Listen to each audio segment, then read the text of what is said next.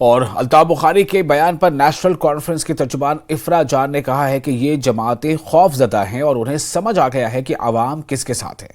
इफ्रा ने कहा कि जिन्होंने जम्मू कश्मीर में मुसलमानों के घरों पर बुलडोजर का इस्तेमाल किया, ये शर्म की बात है कि ये जमातें उनकी हिदायत पर अमल कर रही हैं। लेकिन शर्म की बात यह है कि एक ऐसी पॉलिटिकल पार्टी, जिस पॉलिटिकल पार्टी ने एक तबके के लोगों पे बुलडोजर चलाए, मुसलमानों के घरों पे जम्मू और कश्मीर में बुलडोजर चलाए, हल्द्वानी में बुलडोजर चलाए, असम में बुलडोजर चलाए, उत्तर प्रदेश में बुलडोजर चलाए, मध्य प्रदेश में बुलडोजर चलाए, जिन लोगों ने बिल्किस बानो के बलात्कारियों को छोड़ा, जिन लोगों ने कल बयान दिया कि जिन मुसलमानों के इतने सारे बच्चे होते हैं और अब एक बहुत ही भड़काऊ भाषण दिया, इन लोगों के साथ साफ साफ तौर पे ये लोग मिले हैं और साफ साफ तौर पे आज ऐलान कर दिया है कि हम बीजेपी के साथ हैं। शर्म की बात तो ये है। इसमें बस एक मुख्तसरन ये कहूंगी कि 1977 का हमें मंजर याद आता है। 1977 में बिल्कुल यही सिचुएशन हुई थी, बिल्कुल यही सीन हुआ था जब जनता पार्टी जो थी वो बनी थी। इसी तरह जो भी नेशनल कॉन्फ्रेंस के खिलाफ पॉलिटिकल पार्टीज या लोग थे जो सेंट्रल गवर्नमेंट के साथ, दिल्ली के साथ मिले हुए थे, उन सभी ने जनता पार्टी बनाई थी और जम्मू और कश्मीर की आवाम ने वोट करके, हजारों लाखों की तादाद में वोट करके उन सारी जनता पार्टी को हराया था। और डेमोक्रेटिक प्रोग्रेसिव आजाद पार्टी ने श्रीनगर पार्लिमानी सीट से अपने उम्मीदवार का ऐलान किया है। पार्टी के चेयरमैन गुलाम नबी आजाद ने श्रीनगर के जिला सदर आमिर भट्ट के लोकसभा इंतखाबात के लिए पार्टी का उम्मीदवार बनाने को मंजूरी दे दी है। श्रीनगर से नेशनल कॉन्फ्रेंस के आगा सैयद रूहुल्लाह और PDP के वहीदुर रहमान पर्रा भी मैदान में हैं। यहां चौथे मरहले में 13 मई को पोलिंग होगी।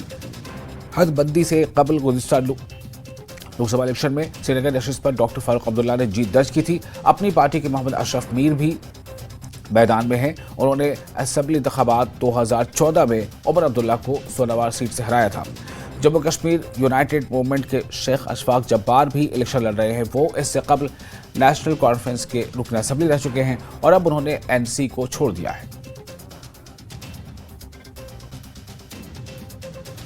हमारे साथ बात करने के लिए मौजूद है आमिर अहमद भट्ट, जो कि श्रीनगर से DPAP के कैंडिडेट होंगे। अभी इनका अनाउंसमेंट हुआ है। इनसे जानने की कोशिश करेंगे कि श्रीनगर सीट को एक किस तरह देख रहे हैं और कितना टफ कंपटीशन ये श्रीनगर से देख रहे हैं। देखिए रईस साहब, पहले तो अल्लाह का लाख लाख करम है।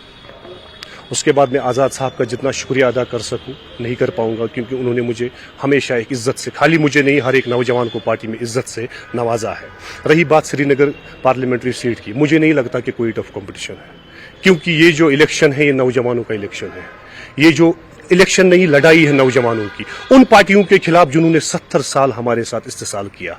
अब मुझे पूरा यकीन है कि नौजवान उस बात का, उस इस्तेसाल का जवाब देंगे अपने वोटों से। और मेरी नौजवानों से अपील रहेगी कि मेहरबानी करके इस बार अपना वोट जाया ना करें।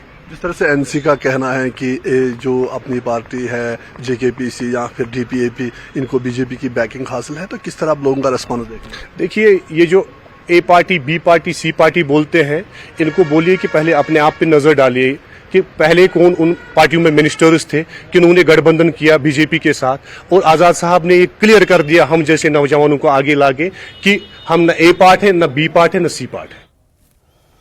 और इसके साथ ही इस बुलेटिन में फिलहाल इतना ही, लेकिन न्यूज़ 18 JK पर लगातार बड़ी और अहम खबरों का सिलसिला जारी रहेगा।